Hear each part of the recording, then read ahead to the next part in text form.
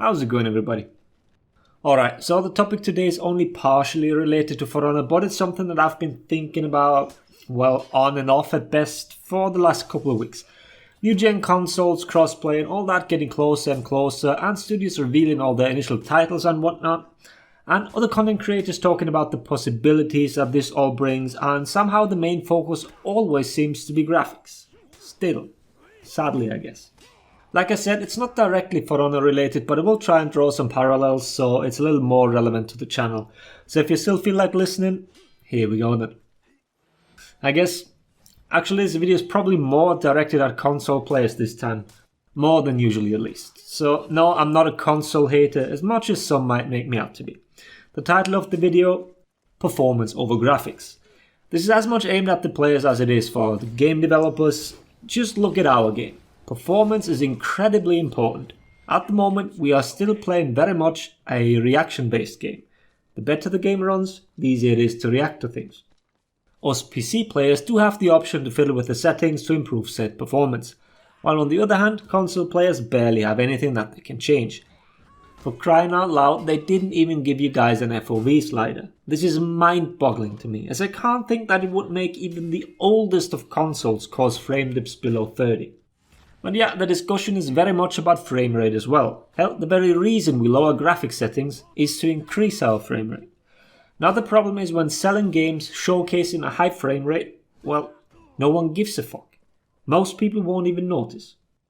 But when showcasing high-end graphics, nice looking water and reflecting rainbows out of unicorns' arse, well, then even the dumbest viewer can immediately tell, ooh, shiny. Which ultimately makes good-looking graphics an incredibly powerful marketing tool, as it reaches a wide variety of gamers. No one will say no to a good-looking game. Yet, on the other side of the spectrum, bad-looking graphics can be a deal-breaker for many a player. I've never been someone that cared a lot about graphics. Just look at my old videos where I still recorded with my old-ass PC. I was running just one step over RuneScape graphics. But even for me, there are art styles that would make me consider twice whether I'd pick up a game. So as much as I can say I don't care about graphics, at least a little bit we all do, I think. And graphics do sell games. How often have you watched videos about games where the content creator compares a trailer shown at an E3 to actual in-game footage? All of a sudden it's completely clear that everything was exaggerated back then, overly polished, and made to look way better than it could ever look in your own gameplay. Let's take a recent example. Anthem. One of the biggest fails launched in recent years. Everyone was all hyped for the graphics and the flying around and whatnot.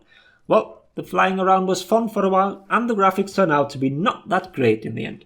And the gameplay fell flat on its face, but I don't think I need to elaborate here. Fact is that marketing is all hype and shiny graphics. And for the longest time, that's all it had to be. Or maybe it's still enough to this day. The goal was to sell a lot of copies of a game because next year, the next installation of the franchise would release anyways. Maybe a DLC and 2 or 3 patches to fix the most broken shit that made it to launch. But after that, who cares? We suckers bought the game already. So on to the next year where we do the same shit all over again and somehow be surprised again. But the industry has moved away from this a bit. Live service games have been a thing for quite some time now. Well, we are playing one. For Honor is one of Ubisoft's live service games. A game that receives ongoing support in forms of DLCs, updates, patches, microtransactions, season passes and subscription services called Player Recurrent Investments, short PRI, make up for a huge part in developers' revenue streams nowadays. It's growing year by year.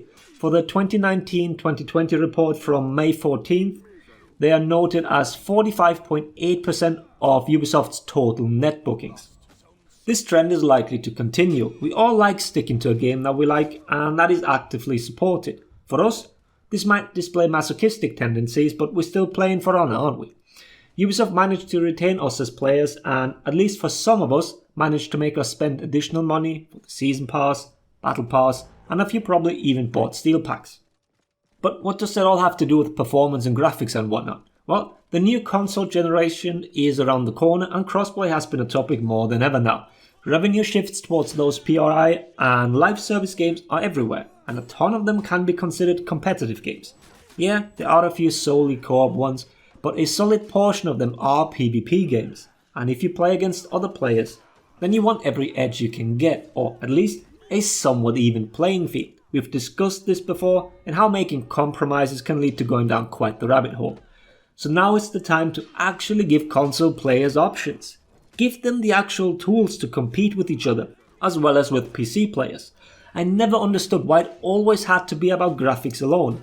Case in point, remember when early on in For Honor's life cycle, the Xbox and the PlayStation got this mid-life cycle upgrade. All of a sudden you could buy a stronger console. For Honor this meant that you had the pseudo 4K now. Once again, it was only about making things look prettier. Not a word was uttered about frame rate increase or anything else. We do know now that even an increased frame rate would have made barely any difference, as the main flaw lies with the inherent input delay. But to not even mention the possibility just seemed like a strange decision to me. At the moment, a lot of promises are being made when it comes to the next gen, yet the highest number in terms of FPS seems to be 120. They are still fixated on the 4K, which will ultimately mean more 60 FPS gameplay, in bad cases probably still 30 FPS. The cinematic experience, isn't it? And while this perfectly works in single player games, what about the live service games that we talked about just a minute ago? I am 100% sure that most of you guys that play on console would, without even blinking, choose the option for higher FPS while sacrificing graphics.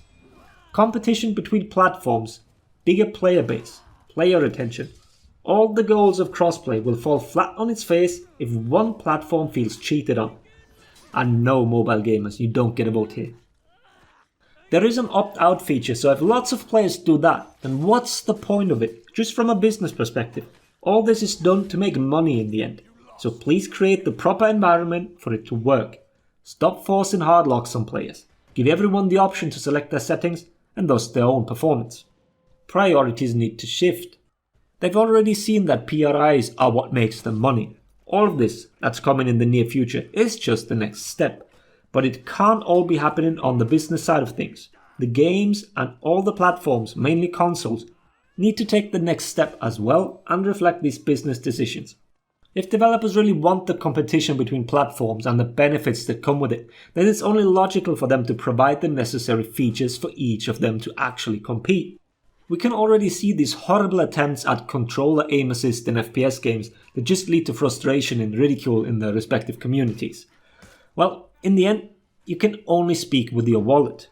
It will surely present many obstacles in the future, and this is just one of them. I don't think it's too much to ask to give the players more choices and more options in general. Give everyone the freedom to decide for themselves what they want. Do they want a pretty looking game? Do they want the best performance they can get? Or everything in between? I understand that console needs to keep a certain base setting that everyone can run, but for fuck's sake, console players aren't all monkeys that can't be trusted with graphics options. I hope For Honor can deliver in that regard. Or maybe I'm just utterly uninformed about what strict requirements developers need to fulfill to get their games released on consoles. Let's hope for the best and call it here. Like I said, this wasn't strictly For Honor related, but more general topic for online gaming. We'll be plenty busy with the upcoming Core Combat update, but let me know if you mind me making videos like this now and then. I hope it was interesting. Thanks for watching. Laters everybody.